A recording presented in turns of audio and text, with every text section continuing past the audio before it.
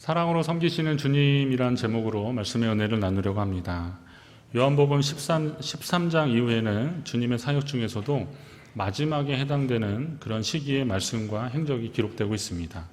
예수님의 생애가 33년이었는데 마지막 이틀간의 기록이 요한복음 전체의 한 3분의 1에 해당됩니다.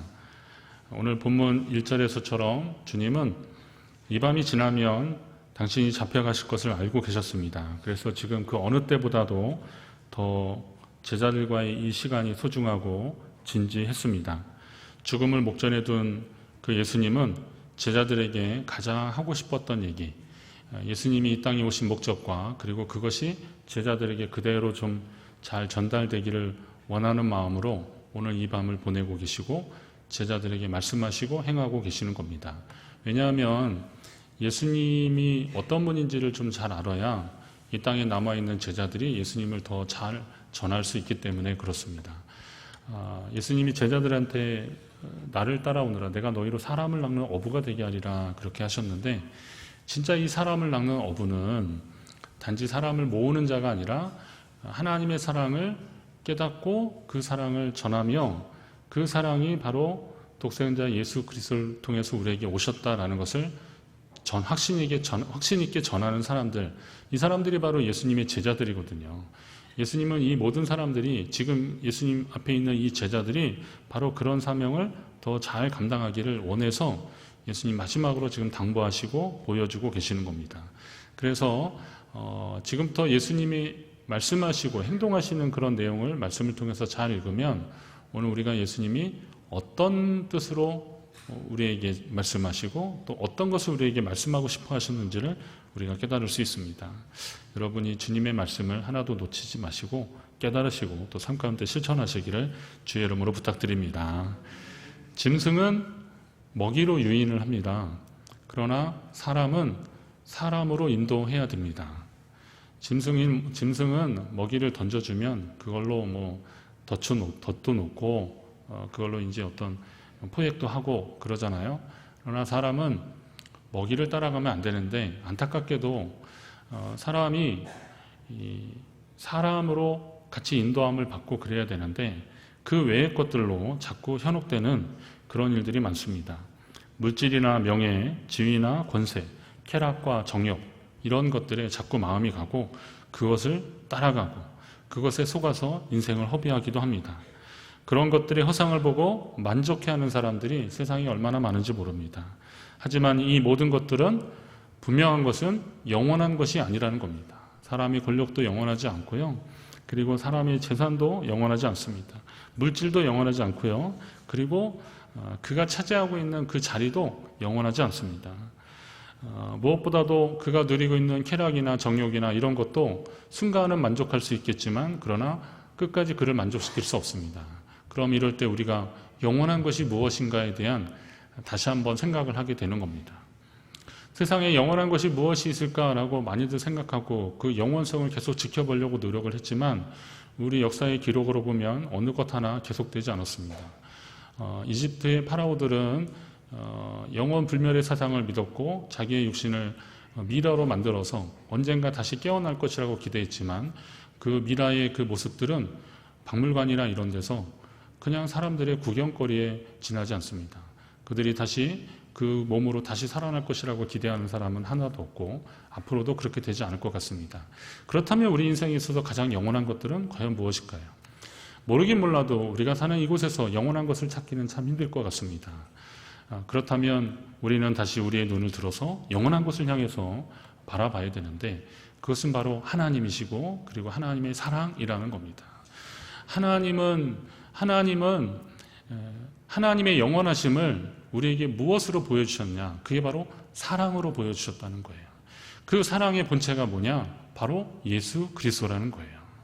그러니까 예수 그리스도를 믿는 사람들은 하나님의 영원한 사랑을 경험하게 된다는 거예요. 단지 예수를 알고 예수를 주로 고백하는 것은 우리의 어떤 의지적 행위 같지만 그러나 예수를 믿는 그 고백, 그 사랑, 그 고백 안에는 하나님의 사랑에 대한 인정, 수용, 그리고 다시 그 사랑에 대한 우리의 응답, 헌신, 이런 것들이 다 깃들어져 있다는 겁니다. 오늘 예수님은 제자들이 예수님 당신을 통해서 그들이 하나님의 사랑을 깨닫기를 원하셨어요. 여러분도 그 사랑을 깨닫게 되시기를 간절히 바랍니다. 그리고 그 사랑을 깨달을 뿐만 아니라 그 사랑을 제자들이 실천하기를 원하셨습니다. 그래서 예수님이 몸소 행해 보이시는 겁니다. 오늘 우리는 그 대목을 읽은 것입니다. 우선 예수님은 사랑으로 섬겨주셨습니다. 무엇으로 섬겨주셨어요? 사랑으로 섬기셨다. 사랑이 없는 섬김은 참 부담스럽습니다. 사랑이 없는 섬김은요, 부담스럽더라고요. 여러분, 매일 반복하는 것들이 무엇이 있습니까? 살면서 매일 반복하는 것들이 무엇이 있을까요? 오늘 아침 식사하셨습니까? 하신 분도 있고 안 하신 분도 있습니다.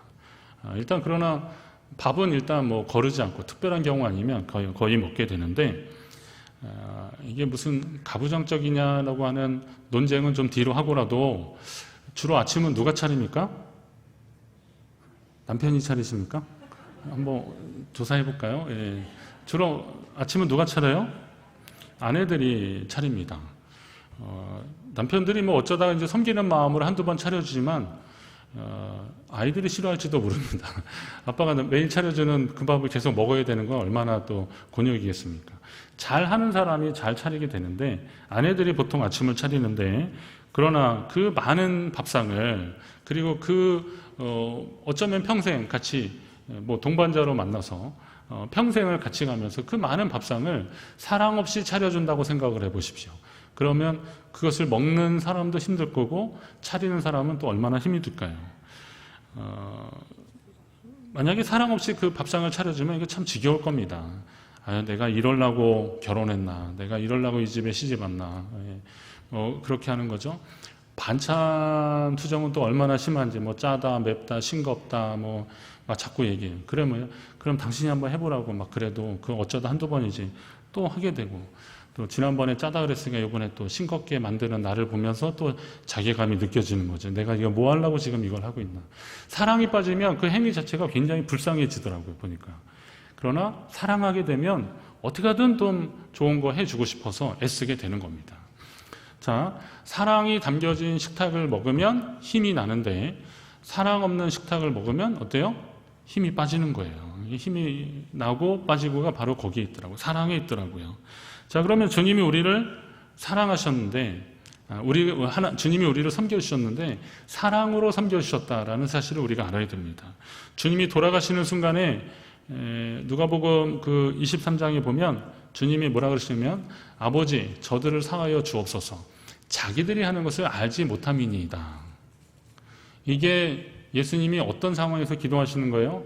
그냥 일이 이렇게 벌어지고 있는 상황에서 이렇게 팔짱 끼면서 저 무슨 짓 하는지도 모르는데 그냥 하나님 저들 좀 용서해달라고 그렇게 말씀하신 게 아니에요. 십자가에 못 박히신 상태로 처절하게 돌아가시고 있는 그런 상황에서 하고 계시는 거예요. 저는 이 심정이 어떤 심정일까? 아무리 생각해도 제가 그래보지 않아서, 그런 상황을 당해보지 않아서 저는 이해가 잘 되지 않더라고요. 목사님 혹시 그렇게 기도하실 수 있겠어요? 라고 물어보면 전 솔직히 자신 없습니다. 나를 이렇게 십자가에 못 박는, 그리고 내가 죽어가는 이 상황에서, 그것도 좀 시간이 지난 다음에 지나고 나서 보니까 그런 게 얼마나 불쌍해, 저들도 몰라서 그랬을 거야, 이렇게 생각한 게 아니라, 십자가에 그 죽음이 지금 시시각각 다가오고 지금 죽어가고 있는, 죽는 그 순간에 저들의 죄를 사해달라고 어떻게 용서할 수 있을까? 이거는 상식으로 이해될 수 없는 거야. 사랑이 아니고서는 이해할 수 없는 게 바로 주님의 이 기도라는 것이죠. 그렇다면 결국은 우리는 어떻게, 주님이 우리를 사랑하셨다는 거예요. 그 사랑으로 우리를 섬겨주셨다는 것입니다. 오늘 말씀에서도 주님이 어떻게 사랑하셨는지를 말씀하고 있어요. 오늘 13장 1절 마지막에 보면 주님이 세상에 있는 자기 사람들을 사랑하실 때 어떻게 사랑하셨어요? 끝까지 사랑하셨다. 끝까지 사랑하셨다. 이 끝까지라는 말이 무슨 말인지 아세요? 새겨보면 죽기까지 사랑하셨다는 거예요. 죽기까지 사랑하셨다. 우리 주님이 저와 여러분을 죽기까지 사랑하셨음을 믿으시기 바랍니다. 주님의 사랑이 이 사랑이더라고요. 오늘 우리에게 필요한 사랑도 바로 이런 사랑인데, 이 사랑을 그대로 실천하지 못하더라도 좀 흉내라도 좀 내봐야 되는데, 주님 사랑 흉내라도 내봐야 되는데, 우리는 환경에 따라 좀 쉽게 변하더라고요. 내 감정의 기복에 따라 자꾸 변하더라고요. 오늘 이 시대가 바로 그런 시대인데 변하지 않는, 그리고 끝까지 죽기까지 사랑하시는 영원한 사랑을 경험하시고 또 그것을 선포하기 위해서 힘쓰는 저와 여러분 되시기를 주의 이름으로 축원합니다. 성경을 읽으면 읽을수록 좀 동정이 가는 사람이 있습니다. 여러분 성경 읽으면서 이 사람 참 불쌍하다 이렇게 여겨지는 사람들 혹시 있지 않습니까? 저는 대표적으로 두 명이 있는데 구약에서는 사울이고요, 신약에서는 이 가룟 유다입니다. 가룟 유다, 참 이 사람 예수님을 배반했는데 이 예수님을 배반하기까지 그의 삶을 좀 보면 예수님이 어떤 분인지를 제대로 잘 경험하지 못해서 이런 것이 아닐까. 예수님의 사랑이 부족해서 그가 배반한 게 아니잖아요. 예수님을 제대로 어떻게 해요? 경험하지 못해서 그렇게 됐다는 거예요. 어느 책에 보니까 사람과 사람이 사랑으로 맺어지기 위해서는 일반적으로 거치는 몇 가지 단계가 있다고 합니다. 이 단계를 잘 보시면 여러분이 수긍이 가시는데요. 우선은 호기심의 단계입니다. 호기심의 단계가 있어요. 저 사람 우리 못 보던 사람인데, 아니면 처음 봤는데 인상이 좋다. 그러면 어떻게 할까요? 결혼을 했는지, 이름이 어떻게 되는지, 직업이 뭔지 이렇게 좀 궁금하고 그러잖아요. 서로를 좀 이렇게 호기심으로 그래서 알아보는 단계, 탐색하는 단계입니다. 그러면 이제 그 사람에 대한 좋은 마음이 생기면 그 사람과 나와의 접촉점을 자꾸 맺기 시작하죠. 그래서 어떻게 해요? 그 사람이 하는 걸 좀 따라하기도 하고 막 그러고, 또 그 사람과 어떻게 하든 좀 자기가 그 사람에 관심이 있다는 것을 표현하기 시작합니다. 테스트하는 거죠. 감정을 드러냅니다. 은연중에 상대방에 나는 당신에게 관심이 있다라는 사인을 보냅니다. 이 시기에는 상대방과 자신을 연결시키려고 하는 시도를 하게 되는 거죠. 그런 단계를 넘어서 이제 그 사람의 마음에 들면 애정의 단계로 들어가는 겁니다. 이거는 남녀를 불문하고 애정의 단계에 접어들어오면 소위 깨가 쏟아지는 거죠. 요즘 브로맨스라고 그러잖아요. 남자들끼리도 의리, 우정 이런 것들이 있어요. 남녀 간에도 불꽃이 튀고 깨가 쏟아지지만 남자들끼리도 그래요. 그래서 막 상대를 위해서 뭐라도 좀 다 해주고 싶고 막 그렇습니다. 저희 친구들 같은 경우에 보니까 제가 휴가 때 어디 숙소 얘기하니까 숙소 복잡한데 거기 가서 그냥 우리 집에 와서 자. 그래요. 나 우리 휴가 가서 어디 갔으니까 비밀번호 가르쳐 줄 테니까 그거 그냥 와서 자. 그러는 거예요. 그래서 제가 야, 너 사모님한테 나 쫓겨날 일 있냐고. 나를 미워할 거라고. 근데 그 정도로 이렇게 챙겨주고 그런 아주 좋은 친구들 참 감사하고 고맙고 그러더라고요. 깨가 쏟아지는 겁니다. 거기에는 이제 눈에 콩깍지가 씌는 거죠. 그래서 그가 뭘 해도 다 좋은 거예요. 뭘 해도 다 좋은 거예요. 설렁한 아재 개그를 해도 그 사람이 하면 막 좋아주고, 다른 사람들은 막 썰렁히 하고 그러는데 혼자 막 박장대소하고 막 그래줘요. 그 사람을 응원해주고 싶고 그 사람이 막 좋아서 그렇습니다. 자, 여기서 하면 끝나면 좋은데 그 다음에 뭐가 들어와요? 어김없이 찾아옵니다. 권태기. 이 권태기가 찾아오면 지금까지 좋게만 보였던 상대방의 모든 것이 달라 보입니다. 배가 나오면 인격이라고 그러더니 저거 아주 어떡할 거냐고 막 이제 뭐라고 쿡쿡 찌르는 거죠. 또 세상에 아주 그런 미인이 없다 그러더니만 자꾸 눈길이 자꾸 다른 데 가고 막 그래요. 그건 그 사람이 좋아서가 아니라요. 그냥 이 자리가 별로 그냥 그렇게 재미없고 그러니까 자꾸 관심이 다른 데 가는 거예요. 전에는 성격이 좀 무던해 보였는데 이 권태기에 접어드니까 세상이 이렇게 우유부단해요. 강단이 없어. 사람이 저래가지고 어땠어? 이렇게 막 이야기를 하는 거죠.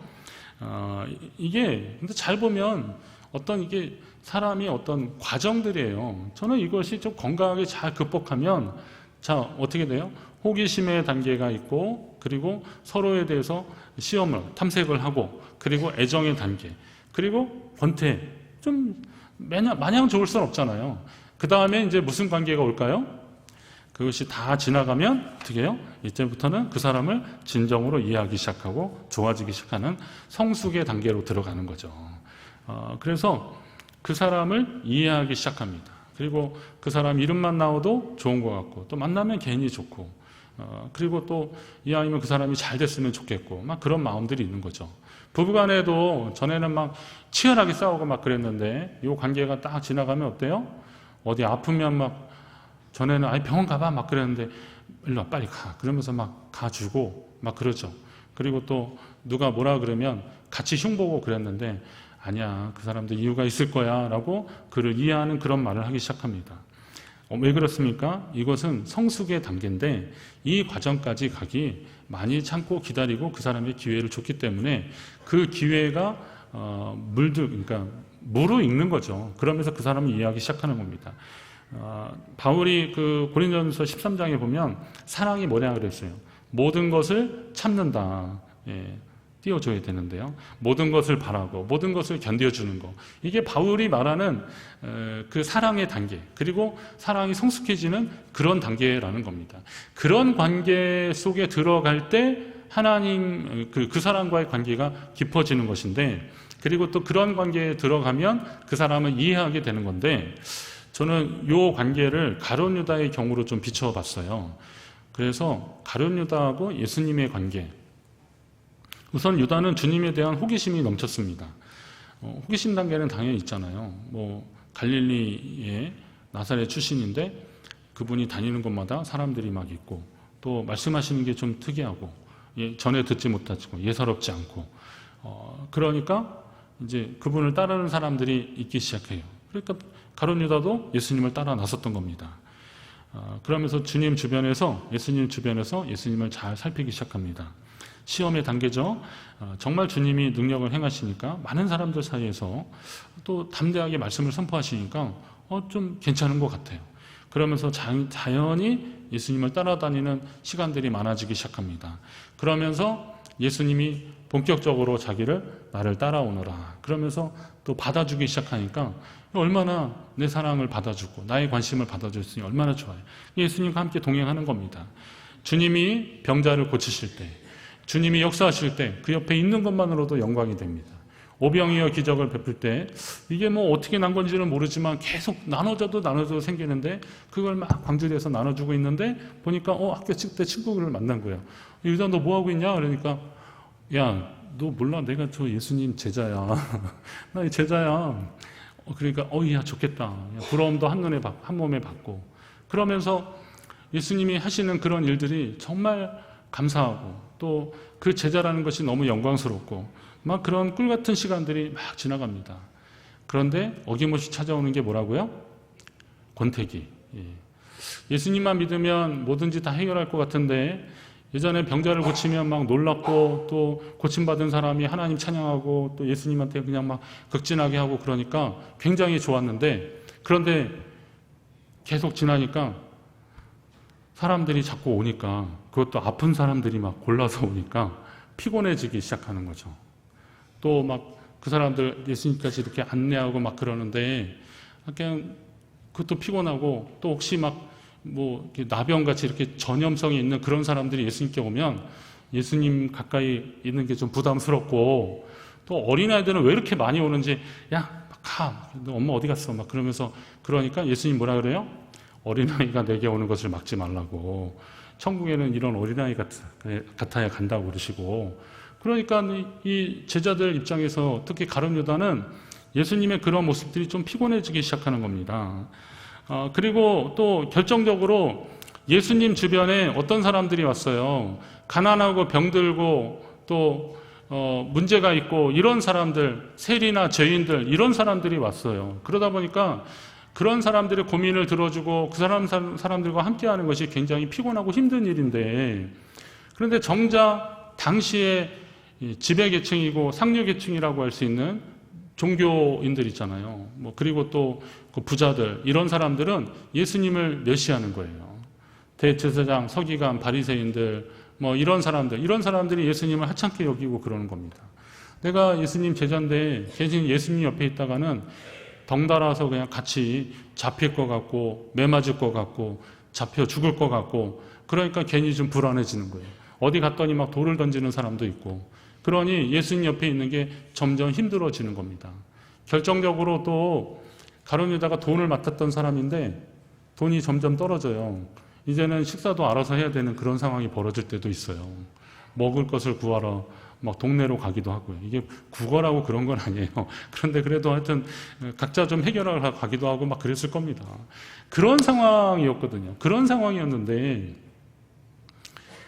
그러니 이제 희망이 없는 거죠. 가룟 유다에게 있어서는 내가 이제 예수님 더 따라다녔다가는 죽을지도 모르겠다. 내가 예수님 따라다녔다가는 우리가 생각했던 이 이스라엘을 회복시키고 다윗의 때의 영광을 회복할 수 있을 것이다 라고 하는 기대감들이 사라지면서 가룟 유다는 이제 더 이상 예수님에게 희망이 없다고. 그러니까 어떻게 해요? 그냥 이렇게 된 거 돈이라도 몇 푼 받아서 예수를 팔아야겠다 이렇게 생각하고 예수님에 대한 마음이 굳어지기 시작한 겁니다. 여러분, 오늘 여기 요한복음 13장에 보면 마귀가 벌써 어떻게 했어요? 그의 마음에, 유다의 마음에 예수를 팔려는 생각을 넣었다 그랬어요. 자, 마귀가 예수를 팔려는 마음을 누구의 마음에 넣어줬다고요? 가룟 유다의 생각에 넣어줬다. 이게 헬라어 원어라면 이 발로라는 말인데요. 이 발로라는 말이 이렇게 뭐를 던져 넣는 거예요. 던져 넣어주는 거예요. 예수를 팔 생각을 가룟 유다의 그 마음 생각에 이렇게 던져 넣어준 겁니다. 던져 넣어준 거예요. 그러면 이게 이제 다른 영어 성경에는 put 이렇게 집어 넣어준 거예요. 쑥 집어 넣어준 거예요. 근데 그거를 받아들인 거예요. 가룟 유다가 받아들인 거예요. 예전에 자기가 생각했던 그 권태기에 느꼈던 예수님에 대한 좀 반감들, 부정적인 생각들, 이런 생각들이 어떤 계기가 되니까 그거하고 결합이 되는 거예요. 그래서 예수님을 팔 생각을 하는 겁니다. 이미라는 말에도 한번 잘 보셔야 돼요. 이미 그렇게 한 거예요. 그러니 오늘 예수님이 여기서 보여주고 있는 사랑의 행위를 느낄 수 있어요, 없어요? 예수님이 아무리 발을 씻어주시고 아무리 어떤 말씀을 하셔도 그 말이 좋게 보여지고 또 그 행동이 좋게 느껴질 수 있냐? 그게 아니라는 거예요. 어떻게 보면 가룟 유다는 그 시기를 놓쳐버린 거예요. 그 상황을 조금만 더 인내하고 그리고 주님께 더 가까이 가려고 노력했다면 그러면 주님과 더 신뢰관계가 더 돈독해지면서 예수님 배반을 생각은 하지도 않았을 텐데 이 시기를 놓쳐버린 겁니다. 여러분이 주님을 사랑하시되 끝까지 사랑하시기 바랍니다. 교회를 사랑하셔도요, 끝까지 사랑하십시오. 내 마음과 내 생각대로 사랑하지 마시고 주님을 끝까지 사랑하시는 것처럼 교회도 사랑하셔야 됩니다.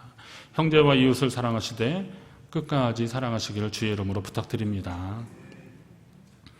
제자들의 발을 씻기시는 주님의 모습에서 참 사랑, 섬김의 사랑을 발견케 되는데 그런 감동이 있는데 역시 우리를 실망시키지 않는 한 사람이 있어요. 베드로. 저는 이 베드로가 읽으면 참 좋아요. 이 사람의 이 단순함, 열정 이런 것들은 우리가 참 본받을 만한데요.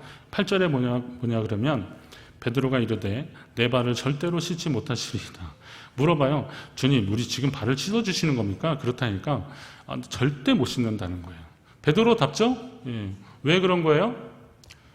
자기 발이 너무 더러워서? 예, 이렇게 그럴 만한 이유가 있을까 생각해 보지만 그러나 베드로는 그냥 단순하게 아니 선생님이 어떻게 저희들 발을 씻어주세요. 우리가 선생님 발을 씻어드리면 씻어드리지 어떻게 선생님이 저희 발을 씻어줄 수 있겠습니까? 절대 안 됩니다. 그렇게 막아서는 거예요.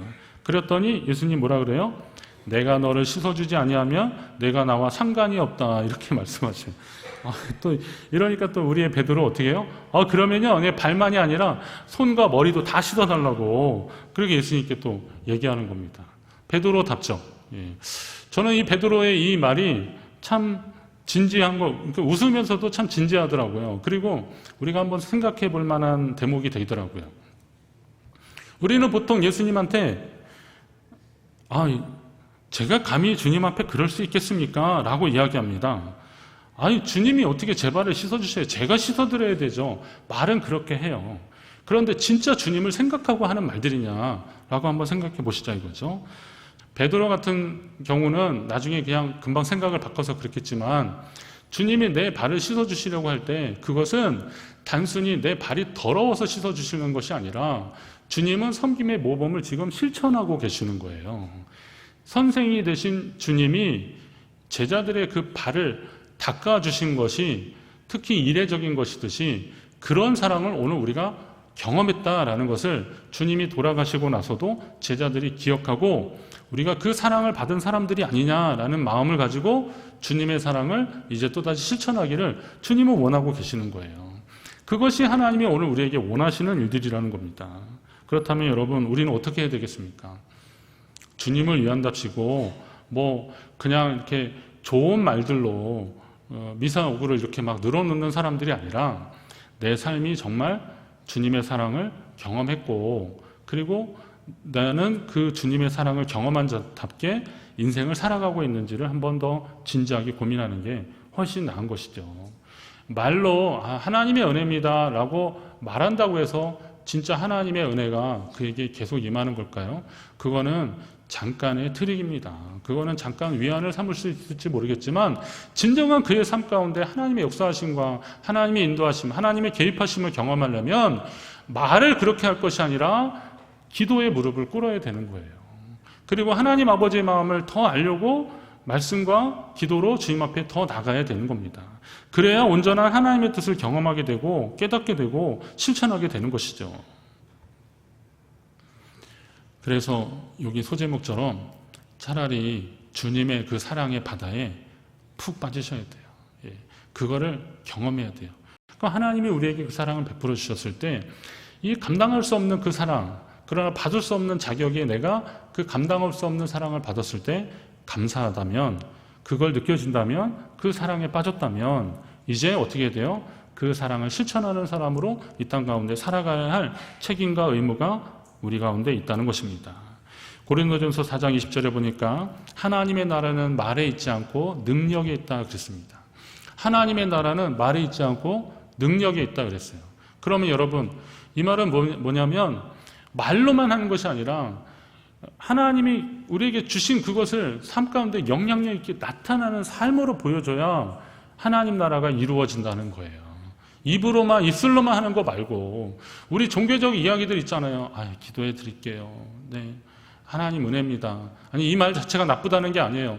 그러나 진짜 기도하고 진짜 은혜를 갈망하고, 그리고 내 탓이요라고 할 때도 그냥 형식적으로 차 뒤에 내 탓이요 붙여놓고 끼어들고 새치기하고 신호위반하고 그런 삶이 아니라 진짜 나 때문입니다 라고 책임을 통감하는 그런 삶이 우리 가운데 있어야 한다는 거예요. 그런 삶을 하나님이 보고 계시는 거죠. 예수님은 내가 너희를 사랑한 것 같이 너희도 서로 사랑하라, 이제 13장 그 뒷부분에 그런 말씀을 하셔요. 그러면서 그 사랑의 말을 제자들의 발을 씻어주는 것으로 실천해 주셨어요. 그렇다면 오늘 우리도 주님의 마음을 알고 주님의 그 사랑을 깨닫고 우리도 그 실천자로서 이 땅을 살아가야 할 것입니다. 하나님의 사랑을 아는 자가 그 사랑을 실천하게 되어 있습니다. 사랑은 받은 사람이 사랑을 베풀게 되어 있습니다. 그런 의미에서 여러분이 사랑을 받지 않았다고 여기는 분이 혹시 계십니까? 우리 중에 나는 아직도 주님의 사랑을 받지 않았다고 그렇게 말씀할 분이 없다면 이미 우리는 그 사랑 안에 있는 사람이고 그 사랑 안에 빠진 사람들이라면 그 사랑을 실천하는 삶을 여러분의 삶 가운데 나타내고 그 선한 영향력이 계속되기를 주의 이름으로 축원합니다.